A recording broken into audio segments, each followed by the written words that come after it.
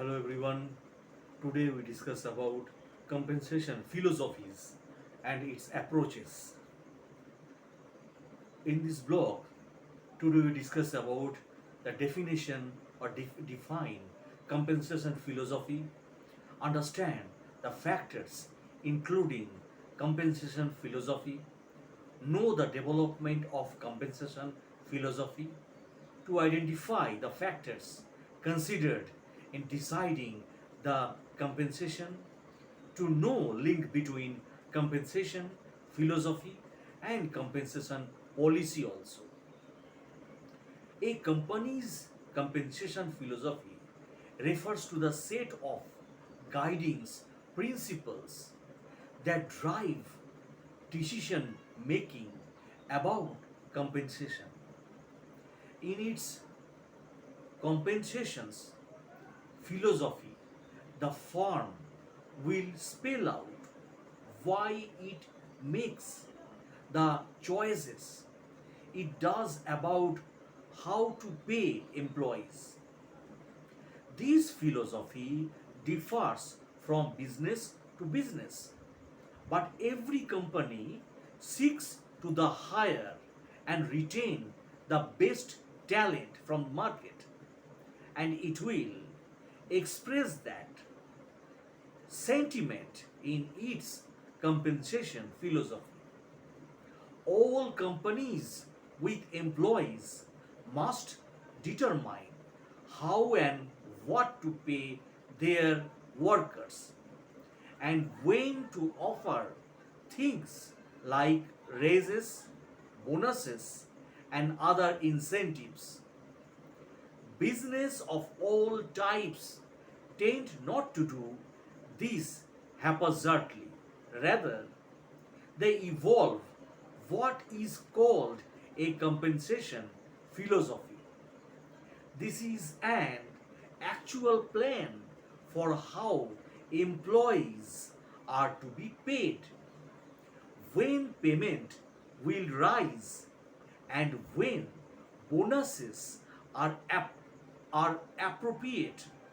Such as plan is often made available to employees so they have a sense of the organization's philosophy and can thus determine their treatment by the organization as it relates to compensation, not just and present but also in the future. Now, factors influencing compensation philosophy.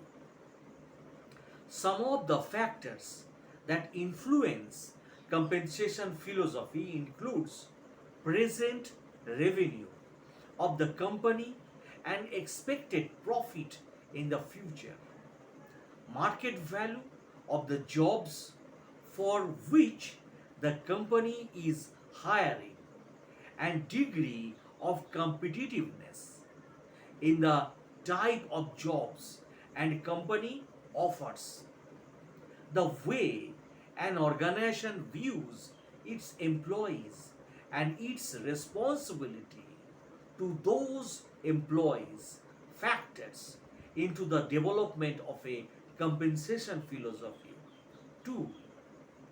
Eventually or essentially, many different elements may contribute to the way an employer determines rate of pay, raises, and bonuses. It may be easy to create a compensation philosophy in some fields. For instance, those that require rising levels of expertise and education usually have set rates, and they may have a salary range that matches market value prices, and that gives employees something to aim for. Hospitals, for example, can hire employees for numerous types and clearly compensation will be different for nurses than it is for doctors or janitors. Now, developing a compensation philosophy. A compensation philosophy lays out the guiding principles for a company compensation policy. It serves as a mission statement of the company policy. Some important questions to the raised before develop compensation philosophy. How does current compensation strategy support the goals of the organization? Where does company sit regarding compensation in their industry and market? Does company demonstrate fair, equitable and competitive pay practices? How do each employee's talents link to the organization's goals? This question should be answered in a way that can consider every person in the organization from the clerk or to the CEO.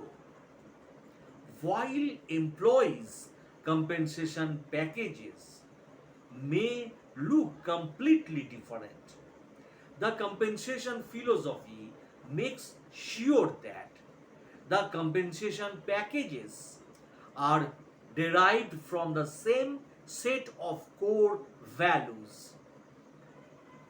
Now, I am describing in details the tips for creating a lasting compensation philosophy. Be as concise as possible. Company philosophy should be about 2 paragraphs in length. Company to maintain an optimistic yet realistic tone. Company should keep in mind that the organization has and will go through changes.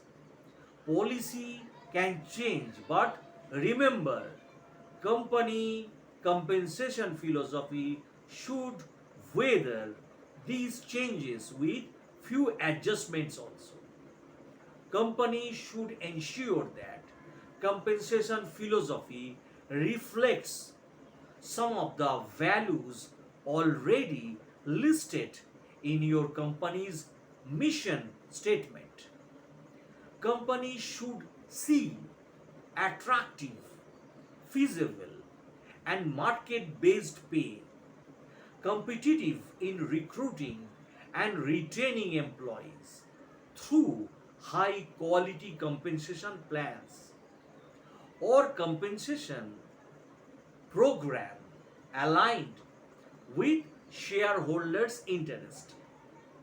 Now, the types of compensation philosophy.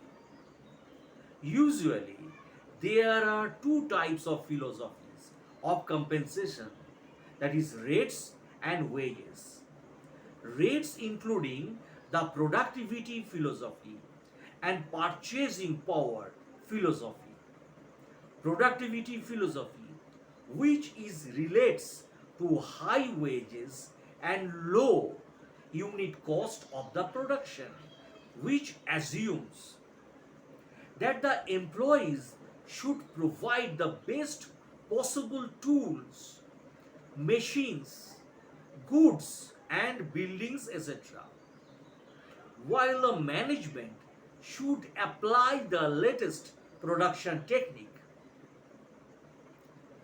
that the production should increase without the uses of commensurate physical efforts of employees, while the unit cost of production should decrease and leading to lower prices of goods, that the market for goods should expand leading to enhanced sales volume, and that the part of the resultant enhanced profits should be used to increase the wages of the employees, and remaining can be plugged back in the business. Now, purchasing power philosophy makes the following propositions that I described right now, that the workers should be paid high wages because they form a large proportion of the work force and are equipped with a higher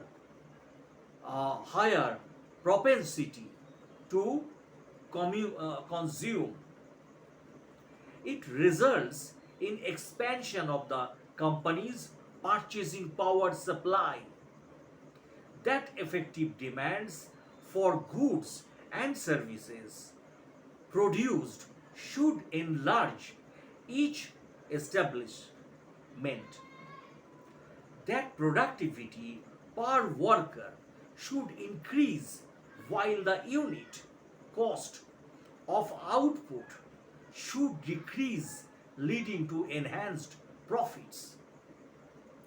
That increased wages should be paid from these enhanced income to average the cycle.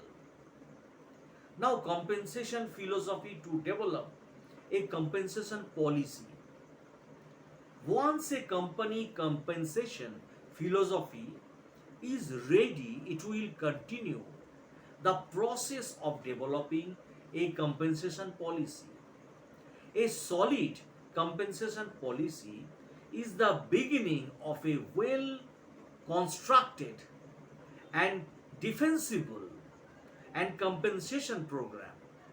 The compensation policies are guidelines for action. They are decisions which are applied to recurring situations. Therefore, they are called standing decisions since they are applied again and again, and they should be designed with great care so that they can remain applicable for fixed periods of time or until operating conditions demand their alteration. The compensation policies provides a framework company compensation program. Keep company compensation policy in the format in which other policies are written. This way, it is consistent with other companies' policies. Include language reflecting the company's intent to create equitable and fair pay practices free from discrimination. Before a legal review, company may want to consider asking key stakeholders and the board of review policies language. Request sign off on the policy by an executive such as the CEO or president. Company compensation policy should include defining the market company will use for external market comparison or competitive set,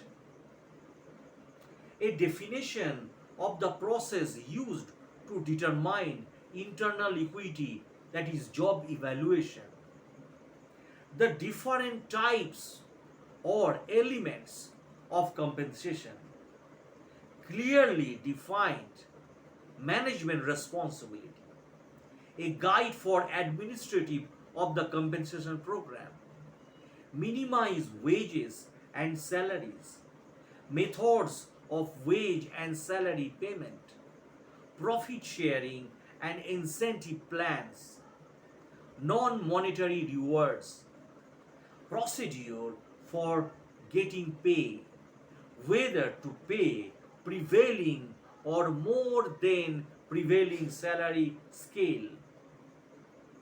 Now, types of compensation policies.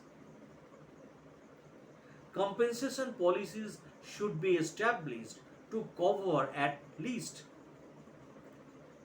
the following points that I described right now: the general compensation level, the wage and salary structure, and formulas based on time or productivity governing disbursement of wages or salary funds for two individuals. Each of these compensation policies should be related to specific compensation objectives to recruit, retain, and motivate individuals and teams to work towards the achievement of organization goals. So that's the end of the video, my friends. In the next blog, I will discuss about compensation approaches. So if you like my blogs, please subscribe and share and like comments on my blog. Thanks again for watching my videos. Have a good day.